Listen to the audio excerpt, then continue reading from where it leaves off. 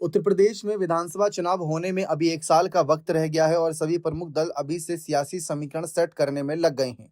लंबे समय से सत्ता से दूर मायावती इस बार काफी सक्रिय दिख रही है।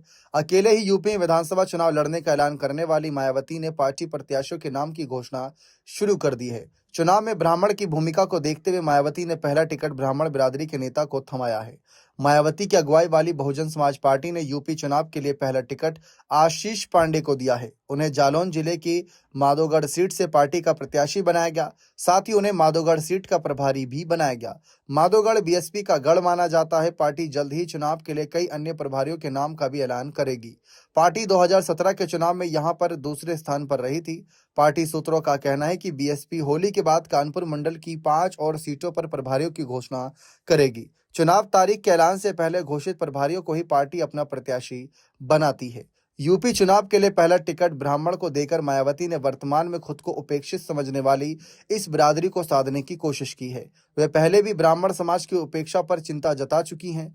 पिछले कुछ समय से मायावती फिर से ब्राह्मण समाज को साधने में जुटी हैं। 7 फरवरी को पार्टी की अहम बैठक के बाद मायावती ने कहा था कि बीजेपी सरकार में सभी वर्गों के लोग त्रस्त हैं, लेकिन उपेक्षा और असम्मान के खिलाफ ब्राह्मण समाज अधिक मुखर है।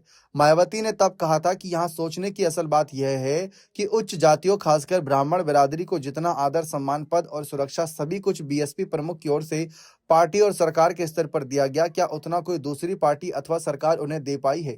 पिछले दिनों अपने नाम को लेकर चर्चा में आई फिल्म घूसखोर पंडित में ब्राह्मण समाज के कथित अपमान को लेकर मायावती ने नाराजगी जताई और उसकी तीखी आलोचना की थी। साथ ही यह भी मांग भी की कि इस जाति सूचक फिल्म पर केंद्र सरकार की ओर से तुरंत बैन लगा देना चाहिए। बीएसपी प्रमुख मायावती ने 6 फरवरी को अपने आधिकारिक एक्स पर अपने एक पोस्ट में कहा कि ये बड़े दुख और चिंता की बात है कि पिछले कुछ समय से अकेले उत्तर प्रदेश में ही नहीं बल्कि अब तो फिल्मों में भी पंडित को घूसखोर आदि बताकर पूरे देश में इनका अपमान तथा अनादर किया जा रहा है।